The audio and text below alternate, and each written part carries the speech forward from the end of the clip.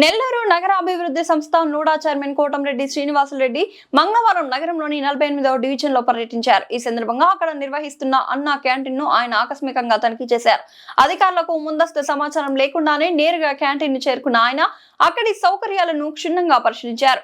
Canteen లోకి వెళ్లిన వెంటనే కోటంరెడ్డి గారు వంటశాలను నిల్వ ఉంచిన సరుకులను తనిఖీ చేశారు. సామాన్య ప్రజలకు అందించే భోజనం నాణ్యంగా ఉండాలని, ఆహార భద్రతా నియమాలను, ఫుడ్ సేఫ్టీ నార్మ్స్ తూచా తప్పకుండా పాటించాలని సిబ్బందిని ఆదేశించారు.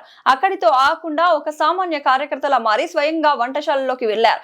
సిబ్బందితో కలిసి స్వయంగా అన్నం వడ్డించి వంట చేసే విధానాన్ని పరిశీలించారు. చైర్మన్ హోదాలో ఉన్న వ్యక్తి సామాన్యుల కోసం గరిటె తిప్పడం చూసి అక్కడి వారు ఆశ్చర్యానికి లోనయ్యారు. ప్రజలకు అందించే ఆహారం రుచికరంగా ఉండడమే కాకుండా శుభ్రమైన వాతావరణంలో వండాలని ఆయన సూచించారు. పర్యటన ముగించుకొని వెళ్తున్న తరుణంలో ఒక పార్టీ కార్యకర్త తన వ్యక్తిగత ఆర్థిక ఇబ్బందులను చైర్మన్ దృష్టికి తీసుకువచ్చారు.